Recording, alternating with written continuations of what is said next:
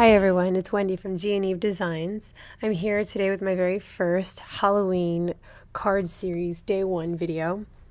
So I wanted to first start out, these are 4-bar cards, so these are not the typical A2 size cards. So I took Spice Marmalade and Seedless Preserve Oxide inks and blended them together. Normally these two colors don't blend together, but these oxides blend so seamlessly together.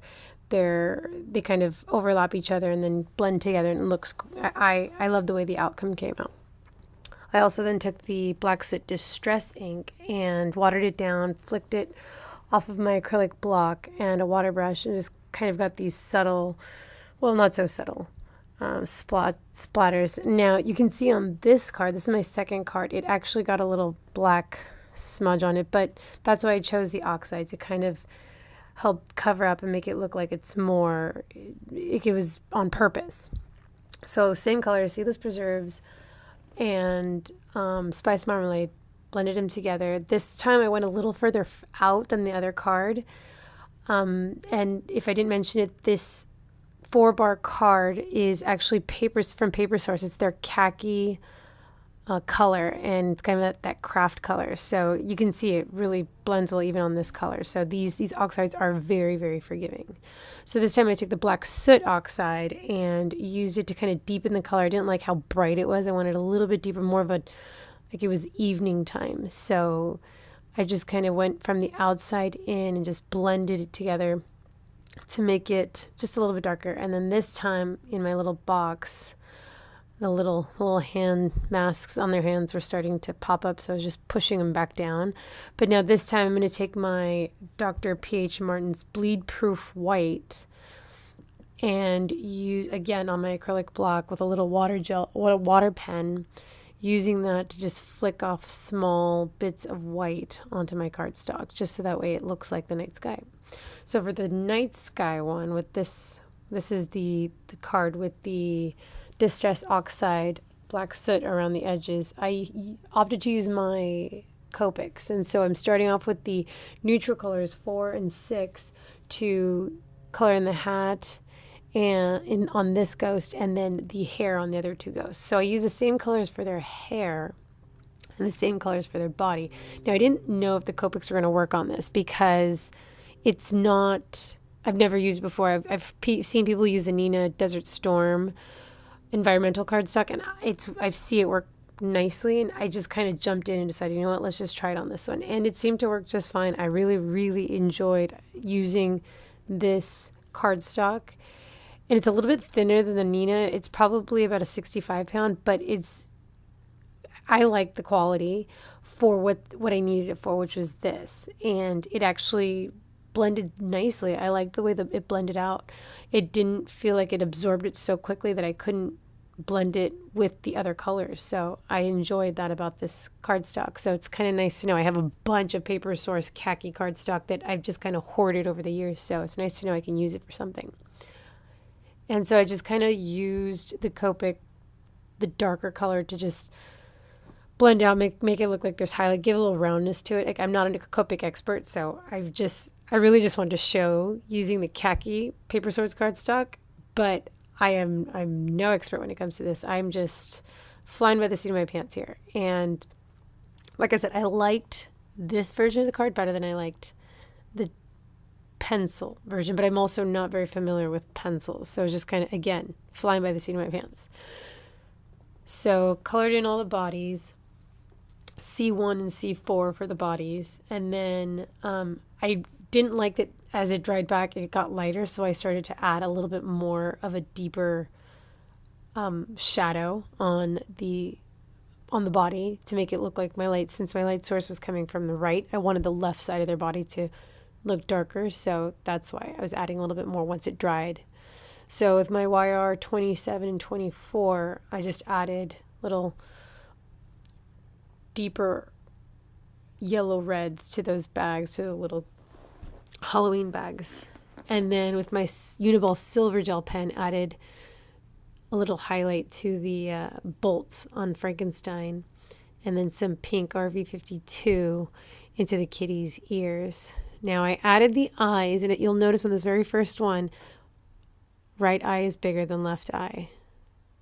Yeah, so I went back and I later on I fixed it using the gel, and the same thing happened with the kitty. Left eye, obviously I push harder on the left than I do the right.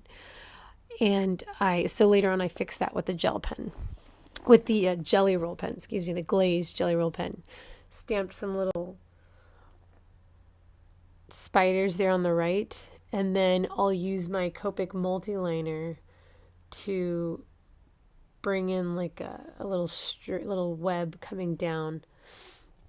So I'm using my gel pen here, my jelly pen here, to add little, to fix the eyes. The eyes were a little bulbous on one side.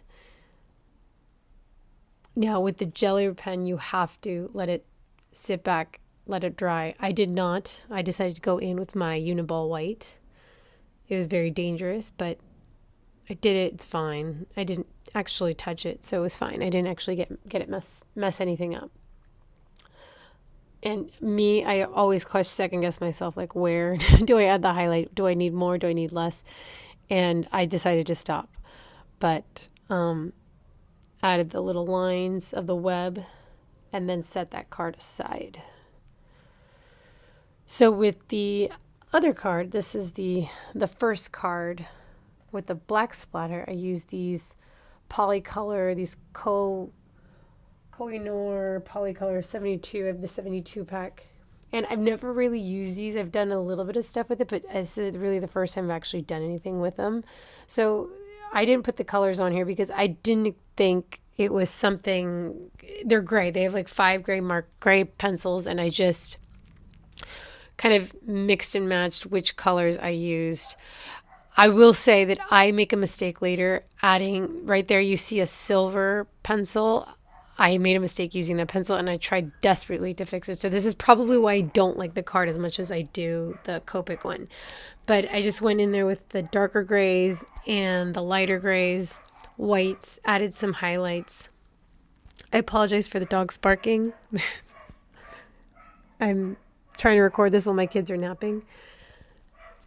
So with the white pen, again, pencil, excuse me, I'm just adding highlights, just like I did with the Copic. I was leaving highlights.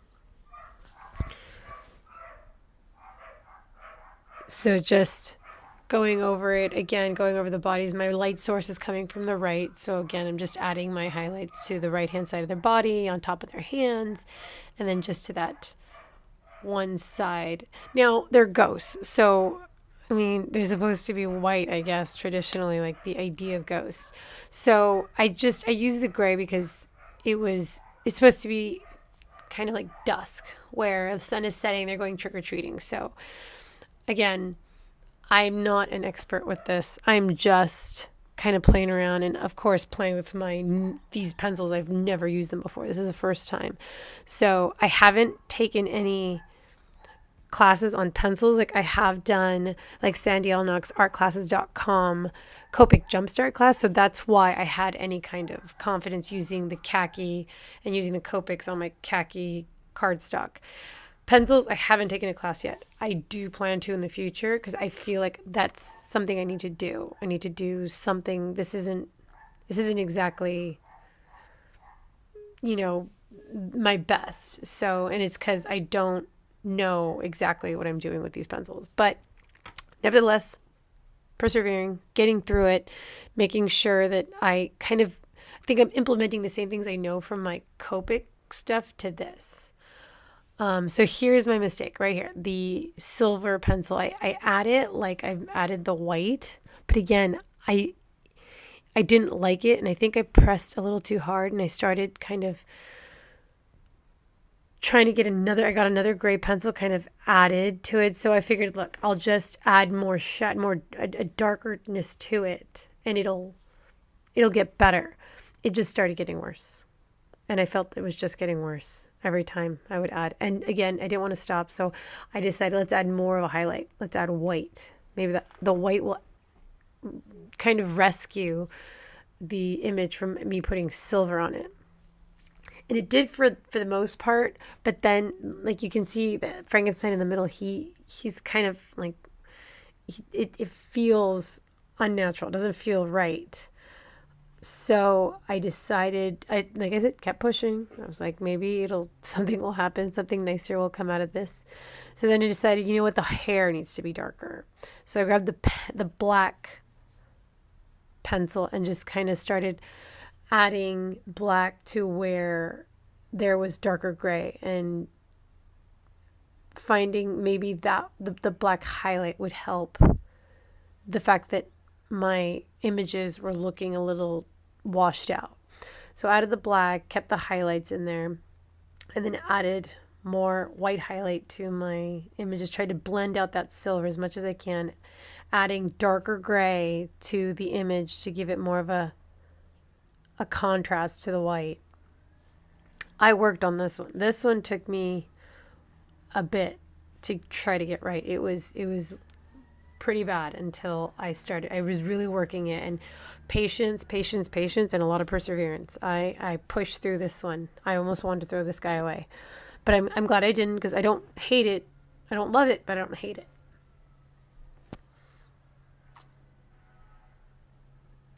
So now you can see it's starting to kind of look more like there's shadowing rather than silver just streaking through my images. And so this is kind of why I just push through and try to see maybe something comes out of it. The worst that happens is that it doesn't work. It didn't work, and you move on to a different card.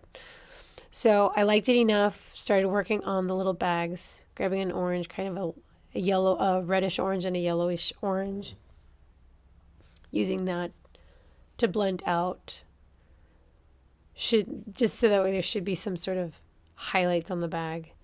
And then I grabbed kind of like a peach pencil and gave them little cheek highlights. I didn't do that on the Copic one because I didn't feel confident in the Copic one to give them the cheeks. So, and I didn't think it was going to come up. I felt it was going to get like splotchy. So because of the colored pencils, I decided to line my images with the multiliner, just because it covered up all those lines. I wasn't careful to stay away from the lines. And again, using my Sakura jelly roll to highlight the eyes, because they've again gotten lost in all that coloring. So that finished the colored pencils on that. So now just taking some craft foam, some Darice craft foam, I cut it down to just smaller than the 4-bar size so I could attach it to the back of the card.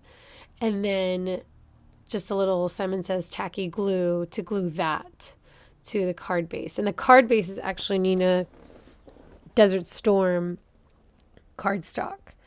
And I wasn't going to have anything hanging out, like it wasn't going to be smaller than the card base, so I figured it would be fine to use different color craft, and it's not really noticeable. No one's going to wonder like why I have two different colors. It's not noticeable. And that finishes off the two cards. So I just put something heavy on top to keep it from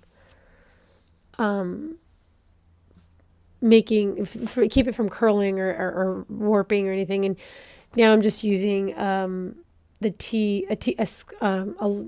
a straight edge to line up that Happy Halloween and stamp the inside of the cards. I used a Simon Says stamp in black ink to stamp the inside, and when I stamped it, I should have just grabbed my positioner. I was being too lazy, and it's not 100% straight on one of them. So on both of them, I stamped a little lollipop from the Happy Halloween, and I also later on stamped a spider with the spider web again. These two images are included in the Fawn Booyah stamp set. Thank you so much for watching. I appreciate any feedback or comments anyone may have. All the supplies are listed below in the YouTube description and over at my blog at gnedesigns.com.